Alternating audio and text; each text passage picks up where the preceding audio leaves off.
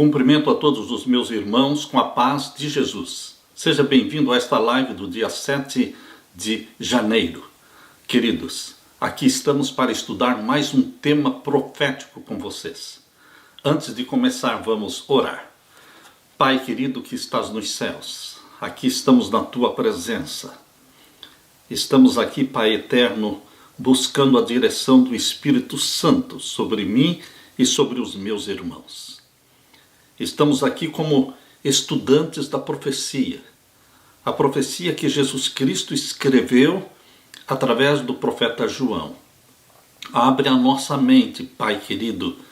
Derrama sobre nós o Espírito Santo para entendermos a profecia para os nossos dias, para os últimos dias. Prepara a tua igreja. Desperta o teu povo para os últimos acontecimentos desta terra. Que o Senhor nos consagre, que o Senhor nos unja, que o Senhor se aposse da mente minha e da mente dos meus irmãos, dando-nos um claro entendimento desta profecia que foi dada para ser entendida. Para ser entendida não no céu, para ser entendida na terra, porque o objetivo é preparar um povo para a segunda vinda de Jesus Cristo. Ouve a nossa oração, Pai amado. Em nome de Jesus Cristo pedimos. Amém, Senhor. Queridos, nestes últimos dias, o capítulo 17 de Apocalipse voltou a ser um palco de polêmica, um assunto que desperta o interesse de pessoas sinceras que amam a Jesus Cristo, que estão aguardando a segunda vinda de Jesus. O Apocalipse 17 voltou a ser um tema muito relevante para os nossos dias, agora com a morte do Papa Bento XVI. Queridos, com a morte do Papa Bento XVI, o interesse pelo estudo de Apocalipse 17 foi reavivado. Existem muitas pessoas sinceras de coração que estão buscando entender a profecia, querem se preparar para a volta de Jesus. Estão dizendo: cedo virá o meu Senhor, cedo virá o meu Senhor. Porém, queridos, existem também muitos escarnecedores,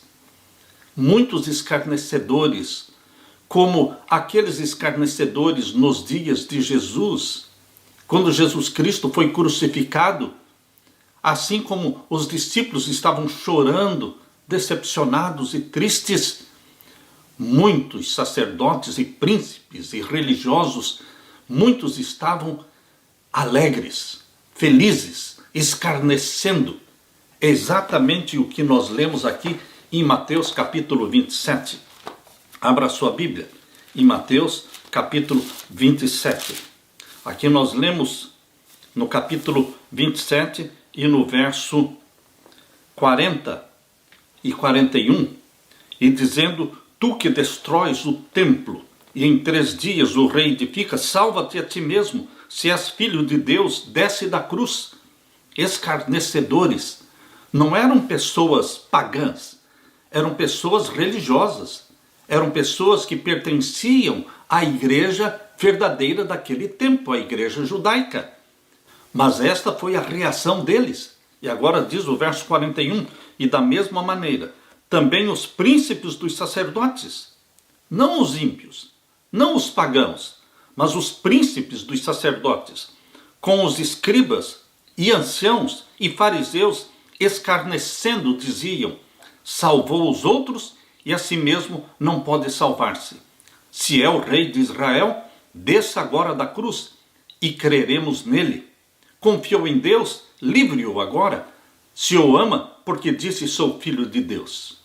Queridos, escarnecedores, louvado seja Deus pelos sinceros de coração, que estavam chorando pela morte de Jesus Cristo. A Bíblia fala também que nos últimos dias, abra sua Bíblia, na segunda carta de Pedro, capítulo 3.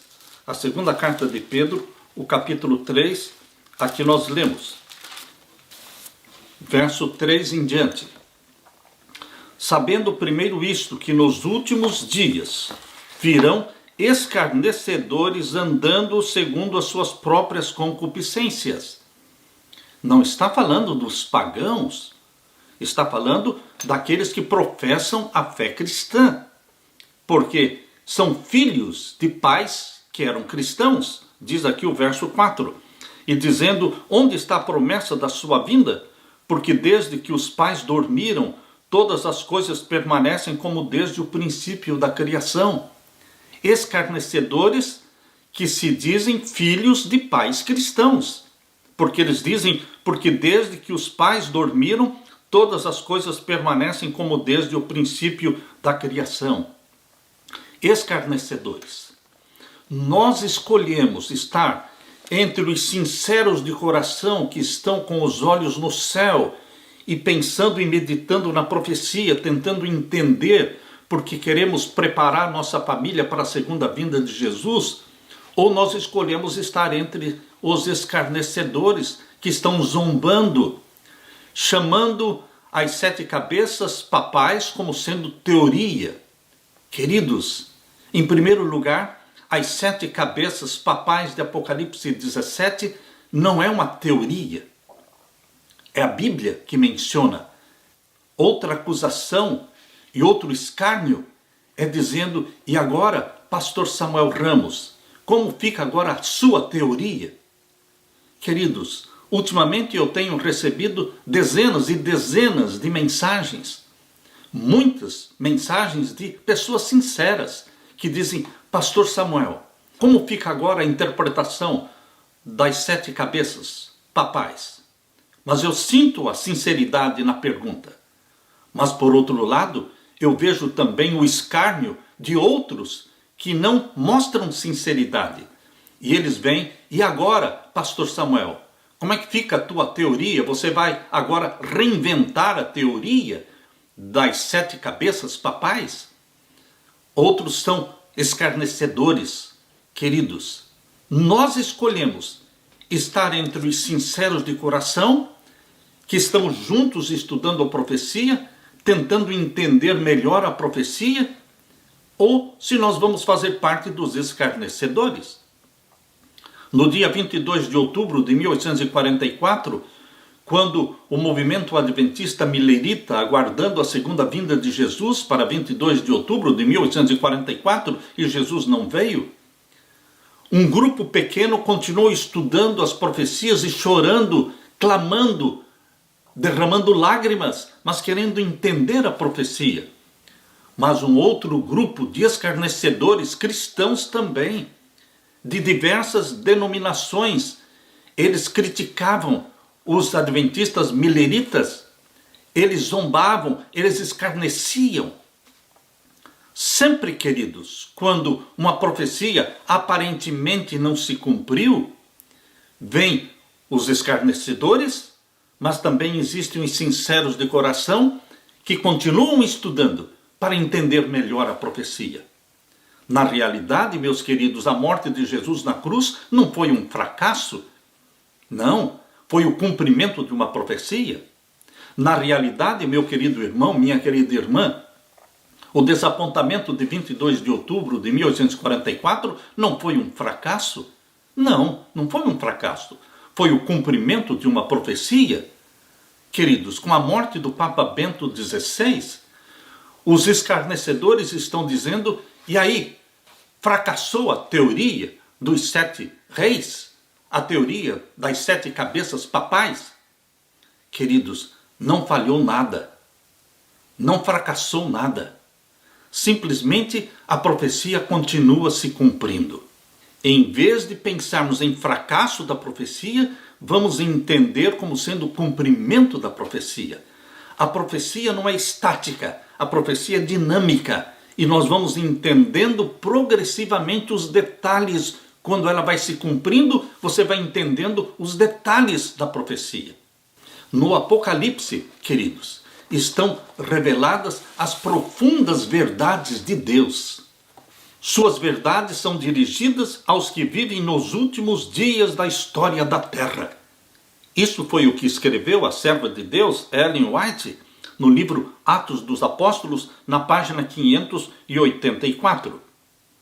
E também, queridos, aquele Deus que revelou esses mistérios a João, lá na ilha de Patmos, dará a você e a mim, ao diligente pesquisador da verdade, um antegozo das coisas celestiais.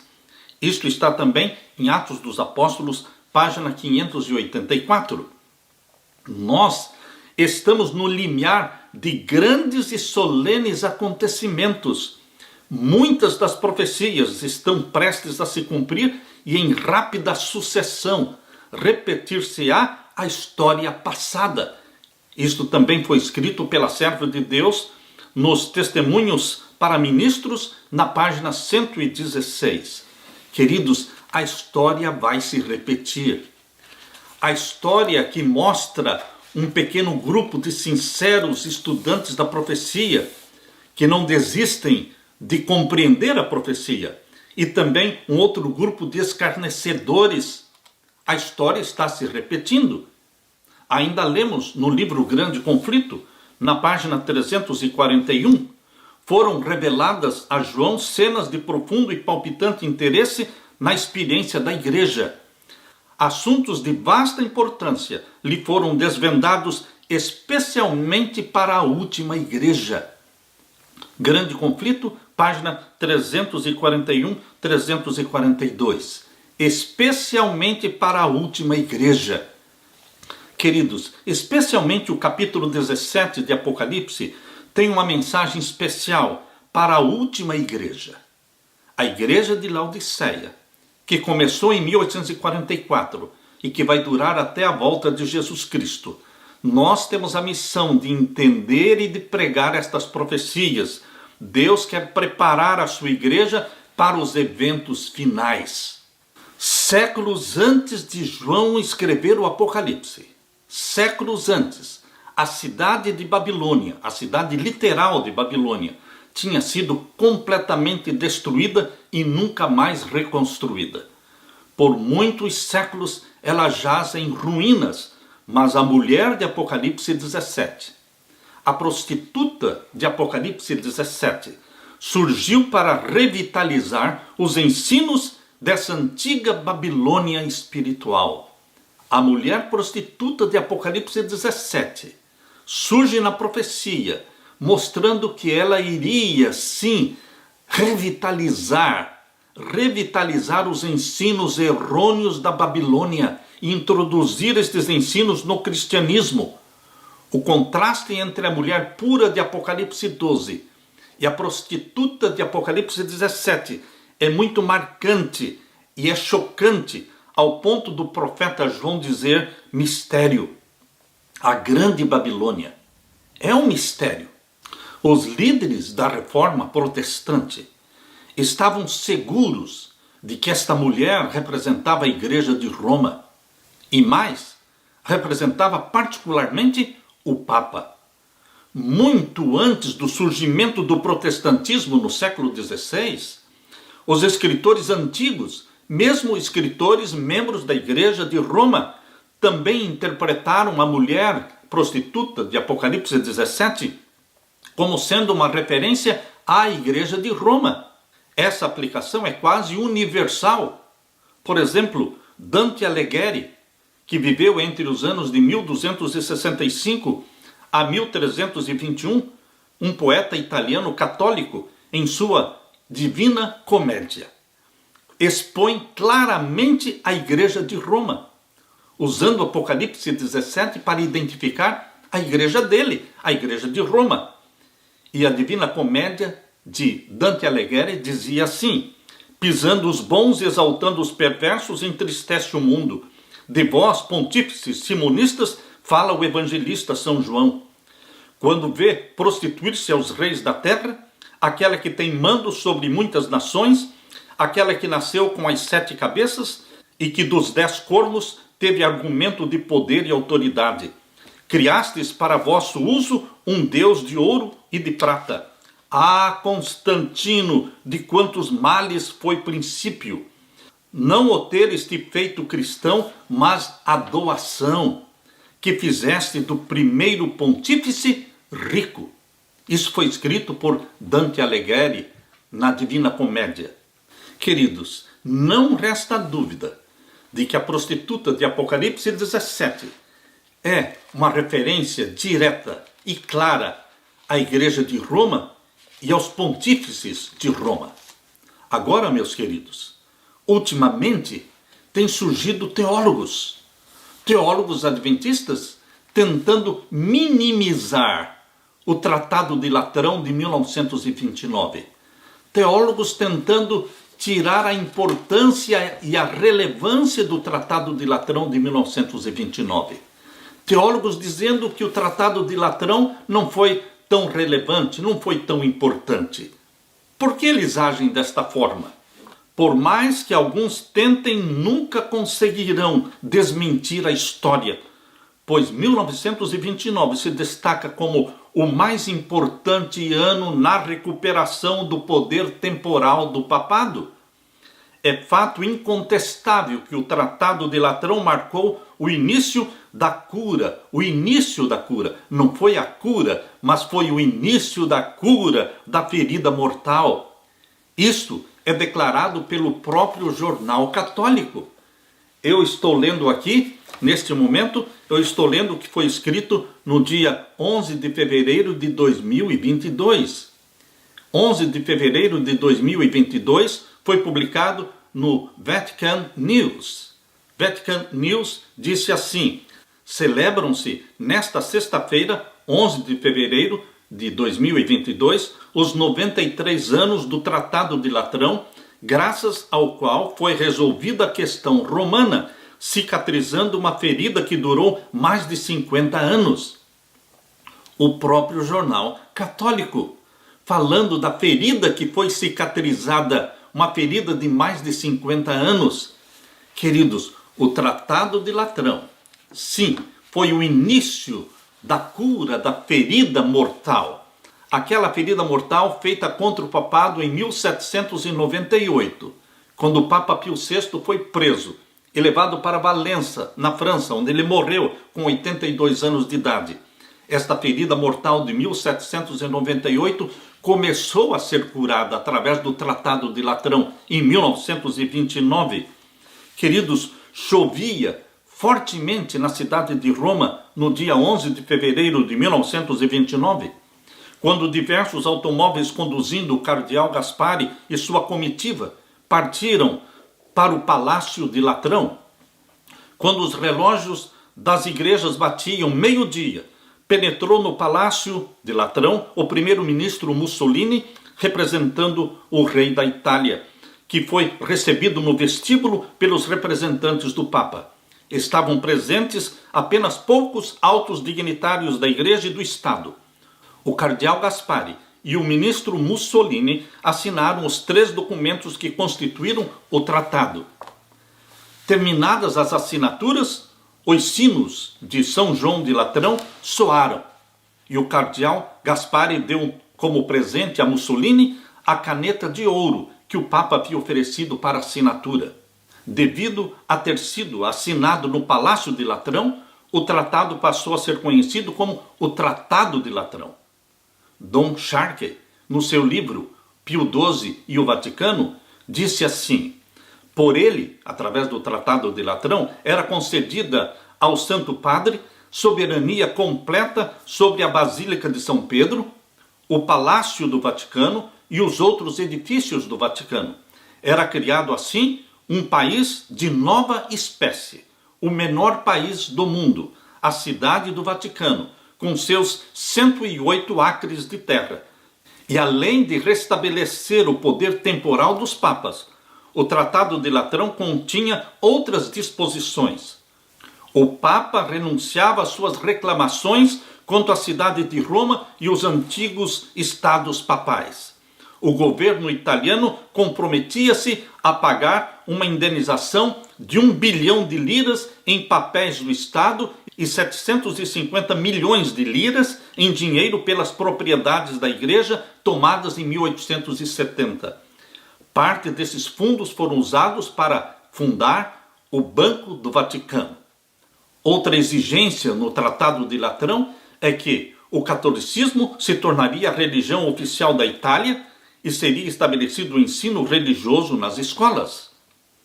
Queridos, embora o tratado tivesse sido assinado no dia 11 de fevereiro de 1929, entrou em vigor somente no dia 7 de junho.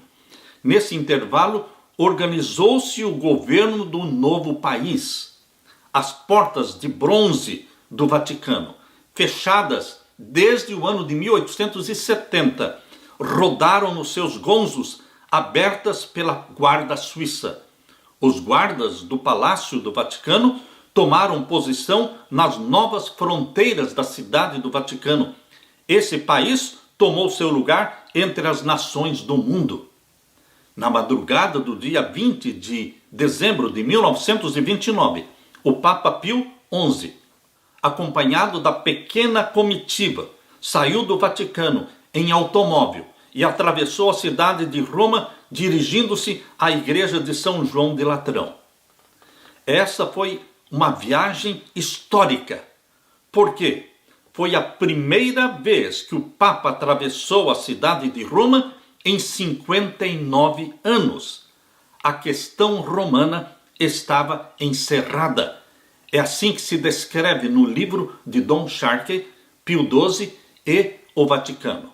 Outro autor católico, Renato Fontenelle, escrevendo sobre o Tratado de Latrão, disse: esta restauração do poder temporal passará para a história sob o nome de Tratado Político de Latrão.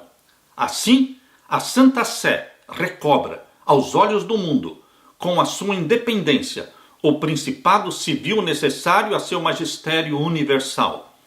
O novo Estado Pontifício, compreendendo a Basílica e a Praça de São Pedro, o Palácio, os museus, a biblioteca, os jardins e todas as dependências do Vaticano, formam uma inserção de 44 hectares, onde o Papa exerce doravante não apenas os direitos de um proprietário, mas as prerrogativas de um soberano, ou seja, de um rei, com tudo que lhe serve de expressão: governo autônomo, poder legislativo, executivo, judiciário, legação ativa e passiva, polícia, estado civil, bandeira, moeda, serviços públicos e selos do correio. Queridos, não há dúvida alguma sobre a importância do Tratado de Latrão na cura da ferida mortal. Foi através desse tratado que o Papa recebeu o título que hoje ele tem de soberano do Estado do Vaticano. A partir daí, o Papa voltou a ser contado entre os soberanos da terra. O relator oficial da Igreja, descrevendo este histórico acontecimento, disse: estamos testemunhando agora o significado deste documento. Ao fluir a tinta dessas penas, estará sendo curada a ferida de 59 anos. Isso foi publicado no livro de Roy Alan Anderson, O Apocalipse Revelado, na página 156. Queridos, o Tratado de Latrão não foi a cura da ferida mortal, mas foi o início da cura da ferida mortal. A ferida mortal, ela foi feita em duas fases, queridos. Em duas fases. A primeira fase ocorreu em 1798, quando o papado perdeu a supremacia papal. Em 1798 acabou a supremacia papal de 1260 anos, com a prisão do Papa Pio VI. A segunda fase da ferida mortal ocorreu em 1870, quando o papado perdeu os estados papais. Assim como a ferida mortal foi feita em duas fases, assim também a cura da ferida mortal será em duas fases.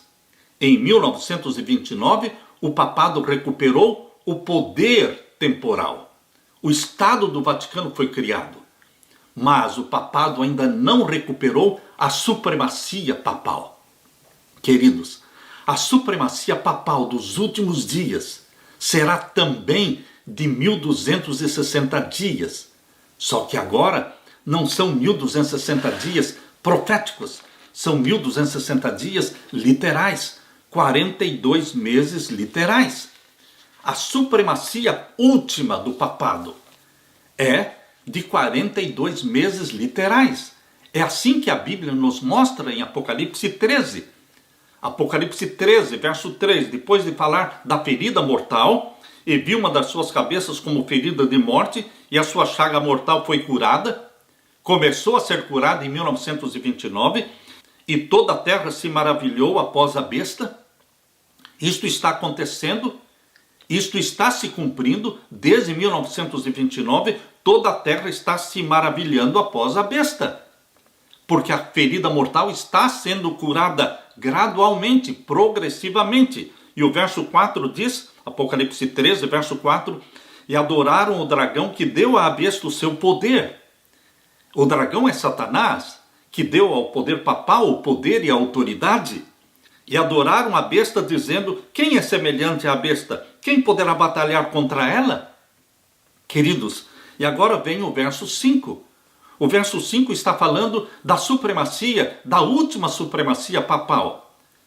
Vocês podem aplicar isso para a supremacia da Idade Média? Sim, mas de uma forma secundária. Porque a aplicação primária do verso 5 se refere aos últimos dias, à última supremacia papal, que será de 42 meses. Por isso está falando que será após a cura da ferida mortal. Verso 5. E foi-lhe dado uma boca para proferir grandes coisas e blasfêmias. E deu-se-lhe poder para continuar por 42 meses. Nesta última supremacia papal, curta, de 42 meses literais, haverá novamente perseguição contra a igreja de Deus, os santos do Altíssimo, os guardadores dos mandamentos de Deus. Porque diz aqui o verso 7, e foi-lhe permitido fazer guerra aos santos e vencê-los, porque existirão mártires ainda, e deu-se-lhe poder sobre toda a tribo e língua e nação, porque será um poder universal. A última supremacia papal vai envolver todos os países do mundo, todos os governos do mundo. Por isso o verso 8 diz, e adoraram-na todos os que habitam sobre a terra.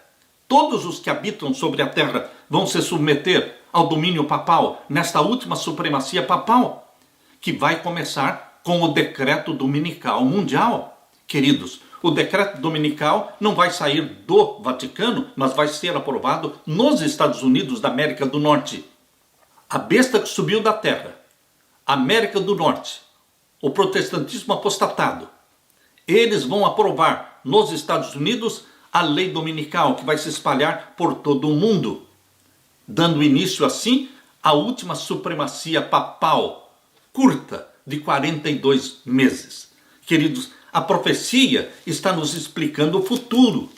A profecia abre diante de você, descerra diante de você as cortinas do futuro, permitindo que você penetre no futuro e enxergue aquilo que vai acontecer. E Deus deu a profecia para fortalecer a fé do seu povo. Portanto, meu querido irmão, não esteja entre os escarnecedores, mas esteja entre aqueles que estão orando, jejuando e chorando e tentando entender as profecias e os detalhes. A profecia não dá os detalhes. Os detalhes da profecia de Apocalipse 17, eles vão sendo entendidos à medida que a profecia vai se cumprindo. Portanto, queridos, o Tratado de Latrão, 1929, é, sim, muito relevante para a recuperação do papado nos últimos dias. Naquele Tratado de Latrão, o Papa foi colocado numa posição de soberano e de rei, de estadista. O Vaticano passou a ser reconhecido como uma das nações do mundo. Hoje existem mais de 170 embaixadas. Embaixadas de todos os países do mundo estão ali na Santa Sé, porque todos querem ter um bom relacionamento diplomático com a Santa Sé, queridos. Tudo isso começou a partir de 1929. Hoje nós temos, pela graça de Deus, condições de entender melhor as profecias. Com a morte do Papa Bento XVI, não fracassou a profecia, mas ela continua se cumprindo diante dos nossos olhos. Eu quero que você agora abra a sua Bíblia em Apocalipse capítulo 17. Apocalipse capítulo 17 e o verso 7. Diz assim: E o anjo me disse: por que te admiras? Eu te direi o mistério da mulher e da besta que a traz, a qual tem 7 cabeças e 10 chifres. A besta que carrega a mulher é o dragão, que tem 7 cabeças e 10 chifres. É Satanás, porque é assim que a profecia descreve Satanás no capítulo 12 e no verso 3 e 4. É assim que o dragão com 7 cabeças e 10 chifres é descrito. E no capítulo 12, verso 9, diz que esse dragão é Satanás. É ele quem carrega a mulher, a prostituta. No capítulo 13, meus queridos, é o dragão que dá o seu trono, o seu poderio e sua autoridade para o papado. No capítulo 13, verso 2. E no capítulo 17, é o dragão, Satanás, que carrega a mulher prostituta. Queridos, Apocalipse 17 mostra 2 poderes. O dragão, representado pela besta de 7 cabeças e 10 chifres, que é o próprio Satanás, que é o poder que existe por trás dos papas. Existe um poder sobrenatural atrás dos papas. É este poder sobrenatural que faz com que todos os reis da terra se curvem diante do papado e coloquem lá na Santa Sé a sua embaixada para ter boas relações diplomáticas com o papado. Queridos, existem 2 poderes aqui em Apocalipse 17. A besta do abismo e a besta do mar. A besta do abismo é o dragão, é Satanás.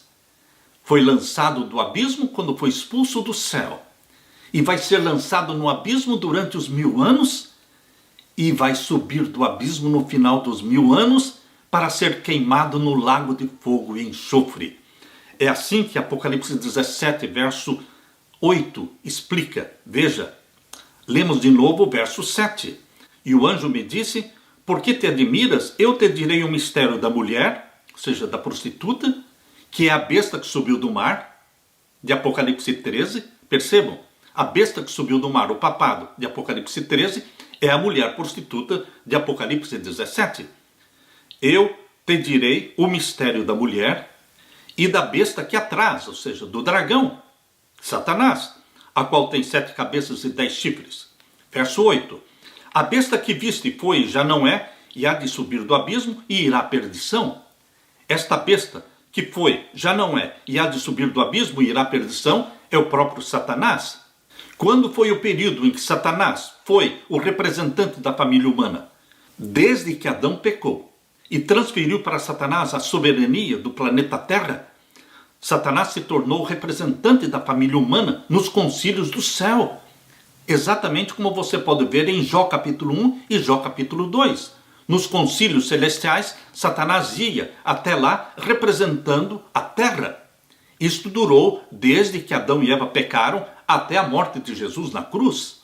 Mas quando Jesus morreu na cruz, Satanás foi derrubado do céu como representante da família humana e nunca mais voltou ao céu como representante da família humana. Por isso, meu querido irmão, minha querida irmã, quando aqui em Apocalipse 17, verso 8 diz: a besta que viste foi, se refere ao período de 4.000 anos em que Adão e Eva pecaram e transferiram para Satanás a soberania da família humana.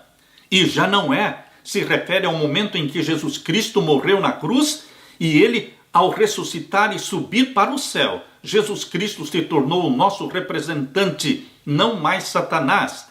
Foi e já não é. Desde que Jesus Cristo subiu ao céu, Satanás não é mais o representante. Foi, mas já não é. E agora diz aqui: e há de subir do abismo. É uma referência ao final dos 1000 anos, quando Satanás vai subir do abismo para ser queimado no lago de fogo e enxofre. Por isso diz: e há de subir do abismo e irá à perdição, porque se tornará cinzas. Este é o poder mencionado no início do verso 8. Agora, meus queridos, na parte final do verso 8 está falando de um outro poder. Um outro poder representado pela mulher, pela prostituta, que é a besta que subiu do mar, é o papado. E a segunda parte do verso 8 diz: e os que habitam na terra, cujos nomes não estão inscritos no livro da vida, desde a fundação do mundo, se admirarão vendo a besta que era e já não é, mas que virá. Esta não é a besta que subiu do abismo. Esta agora é a besta do mar, que representa o papado. Porque esta segunda parte do verso 8, meus queridos, esta segunda parte do verso 8 foi copiada do capítulo 13. Leia comigo o capítulo 13 e o verso 8. Aqui no capítulo 13, verso 8, diz assim: e adoraram-na todos os que habitam sobre a terra, esses cujos nomes não estão inscritos no livro da vida do Cordeiro, que foi morto desde a fundação do mundo. Vejam que no capítulo 17, no verso 8, na última parte do verso 8, diz o que está lá em Apocalipse 13, verso 8. Só que Apocalipse 13, verso 8 está falando da besta que subiu do mar, o papado. E aqui também está falando da besta que subiu do mar. Só que aqui, esta besta está representada pela mulher prostituta. Mas é a mesma besta que subiu do mar. Por isso diz o final do capítulo 17, verso 8. E os que habitam na terra, cujos nomes não estão inscritos no livro da vida, desde a fundação do mundo. Estão vendo que foi uma cópia do capítulo 13, verso 8? É uma cópia, para você entender que agora está falando da besta que subiu do mar, o poder papal. Vendo a besta que era. Quando o poder papal existiu de maneira suprema, a supremacia papal, foi durante os 1260 anos, até 1798, foram 1260 anos em que ele teve uma supremacia absoluta, mas este poder perdeu esta supremacia absoluta em 1798. Por isso diz aqui, vendo a besta que era, os 1260 anos da supremacia da Idade Média, e já não é de 1798 para frente, mas que virá 1929 para frente. Este termo, e já não é, se refere ao período de 1798 a 1929. Mas que virá se refere ao período da restauração do poder temporal papal, 1929 para frente. Queridos, de 1929 para frente, o Vaticano se tornou um Estado, o menor país do mundo, mas o mais poderoso país do mundo. E o Papa se tornou soberano, rei. E todos os países do mundo colocaram lá suas embaixadas. Queridos, é de lá do Vaticano que o mundo está sendo governado. Não é da Casa Branca, não é de Moscou, mas é do Vaticano que o mundo está sendo governado. E é de lá que o mundo será governado durante a nova ordem mundial que está se formando em nossos dias. Por isso, meus queridos irmãos, tendo a nossa mente voltada para a profecia de Apocalipse 17, entendendo que esta visão do Apocalipse 17 está focalizando Roma, a cidade de Roma e a igreja de Roma, e a sede da igreja de Roma que está ali na cidade dos Sete Montes. Nós temos que entender que esta profecia não se refere à Babilônia, ou à Medopérsia, ou à Grécia, ao Egito. Não, queridos. Esses povos do passado não são o foco da profecia de Apocalipse 17. Lemos agora no capítulo 17, verso 9. Se nós temos este entendimento de que o foco da profecia é Roma, nós vamos entender de forma correta o verso 9 e o verso 10. Porque no capítulo 17, verso 9 diz assim, aqui há sentido. Aqui há sentido. Depois de mostrar as duas bestas, a besta do abismo, que é Satanás, e a besta que subiu do mar, que é a prostituta, que está sendo carregada, então o verso 9 diz, aqui há sentido. Quem tem sabedoria. As 7 cabeças são 7 montes sobre os quais a mulher está assentada. Não resta dúvida, meu querido irmão, minha querida irmã. Universalmente, a cidade de Roma é conhecida como a cidade dos 7 montes. Universalmente, todos nós sabemos que a sede da igreja de Roma está na cidade dos 7 montes. Por isso a profecia está falando isto. Quando João recebeu esta visão, tudo estava no futuro. Deus não conduziu João para o passado, Deus conduziu João para o futuro. mostrando o que iria acontecer, que aquela igreja pura ia se prostituir, se tornar uma prostituta, ia perseguir e se tornar embriagada com o sangue dos santos, das testemunhas de Jesus Cristo. Deus estava mostrando para João aquilo que iria acontecer no futuro. Por isso, meus queridos, quando nós estudamos o verso 9 e o verso 10, nós precisamos entender que está falando do futuro e não do passado. Não podemos voltar para o Egito. Não podemos voltar para a Babilônia, para a Medo-Pérsia, para a Grécia. Queridos, as profecias devem ser entendidas dos dias do profeta para frente. Assim como foi com Daniel, assim é com João. No tempo de Daniel, as profecias eram de Babilônia para frente. A partir de Babilônia, veio para a Medo-Pérsia, a Grécia, a Roma. Porque Daniel viveu nos dias de Babilônia. A partir do poder reinante. A partir do poder reinante para frente. Porém, queridos, nos dias de João, o poder reinante era Roma. Roma imperial. Portanto, as profecias do Apocalipse precisam ser entendidas a partir de Roma imperial para frente. Porque depois de Roma imperial veio Roma papal. E agora Apocalipse 17 mostra o que aconteceria nos últimos dias. Durante a supremacia papal dos últimos dias. Lemos então agora o capítulo 17, verso 9. Aqui há sentido quem tem sabedoria. As 7 cabeças são 7 montes sobre os quais a mulher está sentada. As 7 cabeças, queridos, são simbólicas. Este é o simbolismo, as 7 cabeças. Mas quando o anjo diz para João, as 7 cabeças são 7 montes, os 7 montes não são simbólicos, são literais. Os 7 montes são a interpretação das 7 cabeças. Quando o anjo interpreta o símbolo, que são 7 cabeças, e diz que são 7 montes, os 7 montes não são mais símbolo, mas são literais. Os 7 montes literais, onde a igreja de Roma está localizada. Por isso a Bíblia diz, as 7 cabeças são 7 montes sobre os quais a mulher está sentada. Não resta dúvida. Queridos, aqui as 7 cabeças são simbólicas, mas os 7 montes são literais. E aqui diz o verso 10, e são também 7 reis. Lembre-se, as 7 cabeças são simbólicas, mas 7 reis já é a interpretação das 7 cabeças. 7 reis são literais. E o foco é Roma. Se os 7 montes são de Roma, os 7 reis também são de Roma. Aleluia! Porque isso está muito claro na profecia. E quando esta profecia seria entendida? Não nos dias de João. Deus indicou aqui na profecia o tempo em que esta profecia começaria a ser entendida. Porque Deus disse para João no verso 10, e são também 7 reis, 5 já caíram, e 1 existe. Quando Deus disse 5 já caíram e 1 existe, Deus indicou na profecia o tempo em que ela seria entendida. No tempo deste 1 existe.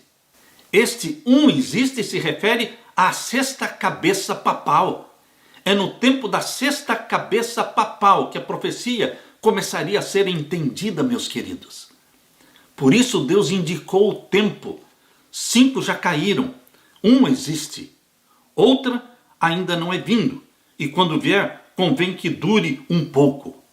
Queridos, entendendo que o foco da profecia de Apocalipse 17 é Roma, e principalmente a igreja de Roma, com seus pontífices, entendendo que o Tratado de Latrão de 1929 é muito relevante, é supremamente relevante para a restauração do papado e o seu domínio mundial nos últimos dias.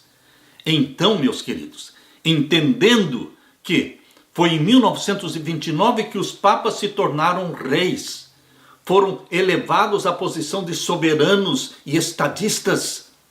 Então nós precisamos entender os 7 reis de Roma como sendo 7 cabeças papais, contando a partir de 1929. Em 1929 o Papa reinante era Papa Pio XI. Depois veio Papa Pio XII. Depois veio o Papa João XXIII. depois veio o Papa Paulo VI, depois veio o Papa João Paulo I, e depois veio João Paulo II, o sexto. E queridos, depois veio a sétima cabeça papal, Bento XVI. Papa Bento XVI, ele iniciou a sétima cabeça papal. Queridos, a sétima cabeça é mais complicada do que todas as outras, porque é a última. Todos os sétimos envolvem muitas coisas. A sétima igreja de Laodiceia envolve muita coisa. O sétimo selo envolve muita coisa. A sétima trombeta envolve muita coisa. Todos os sétimos envolvem muitas revelações. E a sétima cabeça papal, a última, envolve muitas revelações. Os detalhes da sétima cabeça estão sendo entendidos agora, no momento em que ela está se cumprindo. A sétima cabeça papal começou com Bento XVI. Mas Bento XVI fez algo que os outros não fizeram. Ele renunciou. Queridos, este detalhe da profecia começou a ser entendido quando isto se cumpriu. Nós não entendíamos nada sobre renúncia papal, porque nunca tinha acontecido, mas com a renúncia do Papa Bento XVI, nós começamos a entender melhor a sétima cabeça. Não foi um fracasso da profecia, foi uma compreensão maior da profecia. Deus está abrindo diante de você a compreensão da sétima cabeça. Com a renúncia do Papa Bento XVI, foi adicionado mais um Papa na sétima cabeça, o Papa Francisco. Queridos, com a morte do Papa Bento XVI, não acabou a sétima cabeça. Porque a sétima cabeça estava sendo formada por dois papas, Papa Bento XVI e Papa Francisco. Portanto, a sétima cabeça continua viva, continuará viva.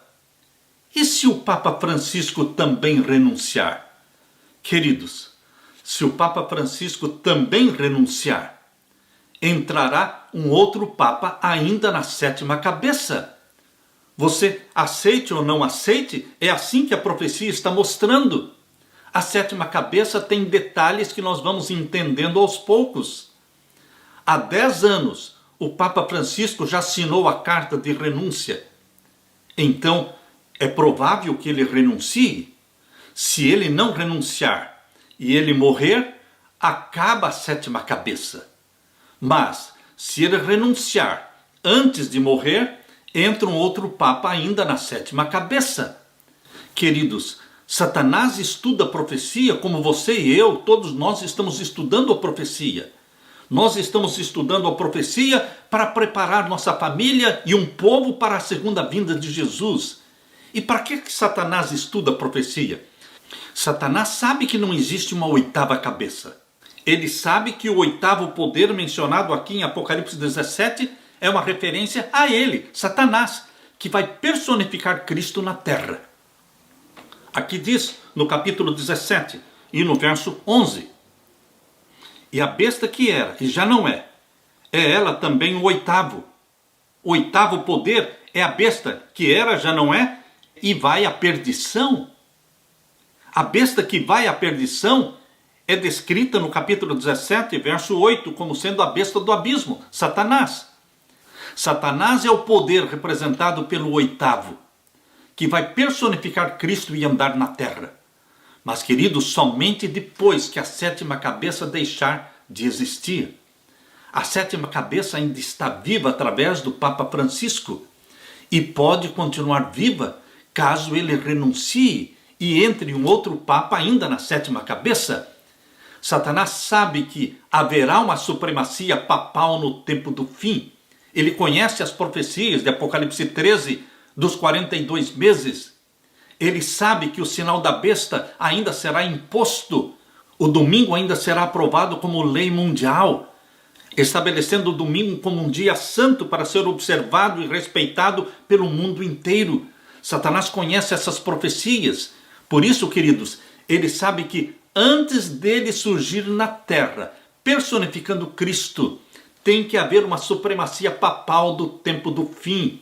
E será na sétima cabeça, na última cabeça papal.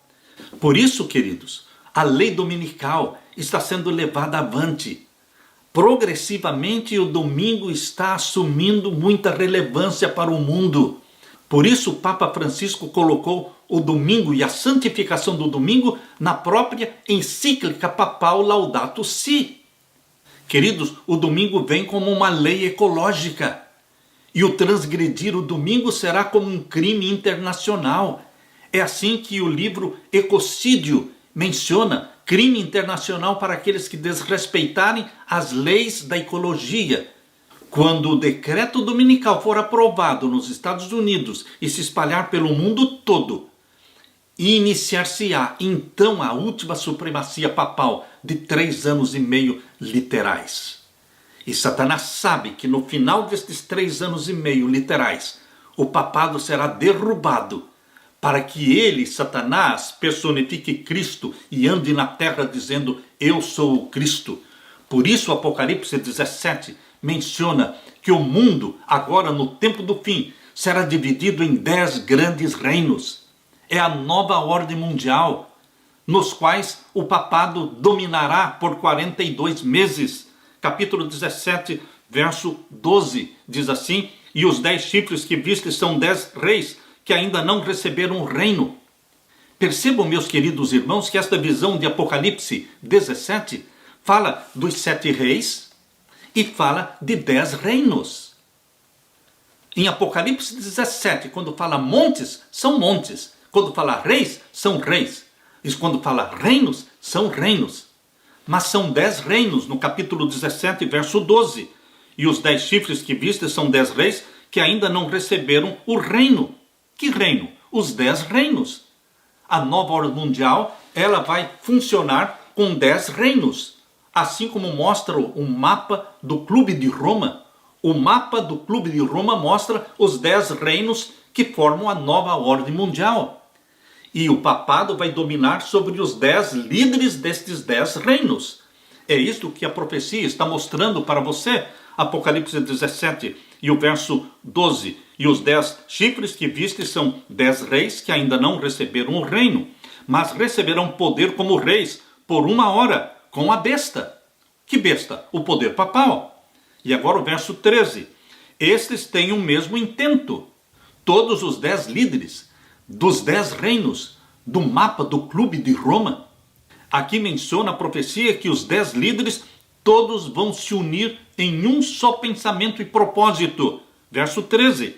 Estes têm um mesmo intento e entregarão o seu poder e autoridade à besta, ao poder papal, para que reine durante sua última supremacia papal. Mas estes mesmos líderes que apoiaram o papado para a nova ordem mundial, eles vão se levantar contra o papado para derrubá-lo, assim como a profecia já nos revelou. Capítulo 17 e o verso 16. E os 10 chifres que viste na besta são os que aborrecerão a prostituta. Primeiro exaltam a prostituta, o poder papal, para que reine sobre eles durante os 42 meses, depois o derrubarão. E os 10 chifres que viste na besta são os que aborrecerão a prostituta e a porão desolada e nua e comerão a sua carne e a queimarão no fogo. Isto vai acontecer no final dos 42 meses, dando lugar para que Satanás personifique a Cristo e ande na terra dizendo: eu sou o Cristo. Queridos, o decreto dominical marca o início da última supremacia papal de 42 meses. Mas o final dos 42 meses da supremacia papal, quando o papado será derrubado, marca o momento em que Satanás vai personificar Cristo e andar na terra. E ele, Satanás, vai então sugerir para que haja um decreto de morte contra os que insistem em guardar o sábado e não o domingo. O decreto dominical marca o início da supremacia papal do tempo do fim. Mas, queridos, após o término da supremacia papal do tempo do fim, virá Satanás e ele imporá um decreto de morte contra os observadores do sábado. Mas, queridos, Deus está com você e comigo. Deus cuida dos santos do Altíssimo. A profecia não mostra somente a perseguição contra o povo de Deus. A profecia mostra também a vitória de Jesus Cristo e daqueles que com Jesus Cristo estão. Leia comigo Apocalipse 17 e o verso 14. Estes combaterão contra o Cordeiro, e o Cordeiro os vencerá, aleluia, porque é o Senhor dos senhores e o Rei dos reis, e vencerão os que estão com ele, chamados eleitos e fiéis. Jesus Cristo está mostrando nesta profecia a vitória dele sobre o papado, a vitória dele sobre Satanás, que é o oitavo poder que personifica Cristo e engana o mundo todo. Mas os santos do Altíssimo não serão enganados. Aleluia! Jesus Cristo é o grande vencedor e nós, os que estamos com Jesus Cristo, chamados de eleitos e fiéis, também somos vencedores. E a profecia de Apocalipse 17 termina dizendo no verso 17: porque Deus tem posto nos seus corações que cumpram o seu intento e tenham uma mesma ideia e que deem à besta o seu reino até que se cumpram as palavras de Deus. E a mulher que viste é a grande cidade que reina sobre os reis da terra. É Roma que reina sobre os reis da terra, mas não reina sobre os santos do Altíssimo. Deus tem na terra um remanescente fiel que guarda os mandamentos de Deus. Um remanescente fiel que é amado por Jesus Cristo, é odiado por Satanás. É este remanescente fiel que você e eu deveremos fazer parte dele. Apocalipse 12 e o verso 17. E o dragão irou-se contra a mulher pura, não a prostituta. Aqui está falando da mulher pura, da igreja verdadeira. E o dragão irou-se contra a mulher e foi fazer guerra ao resto da sua semente, os que guardam os mandamentos de Deus e têm o testemunho de Jesus Cristo. Aqui está falando de você e de mim, meu querido irmão. Nós que guardamos os mandamentos de Deus, nós que amamos a Jesus Cristo como nosso Salvador, nós somos odiados por Satanás, mas nós somos amados por Jesus Cristo. Nós somos os escolhidos, os eleitos e fiéis. E com Jesus Cristo, somos mais do que vencedores. Eu deixo aqui, meu querido irmão, minha querida irmã, o apelo para que você e eu nos unamos e sejamos batizados pelo Espírito Santo e preguemos esta mensagem e preparemo-nos para a segunda vinda gloriosa de Jesus Cristo. Deus conforte o seu coração com esta mensagem. Deus conforte o seu coração com esta bendita esperança. E eu termino dizendo que Jesus Cristo dê para você a paz, a vitória e a bendita esperança que vem dele. Aleluia, aleluia.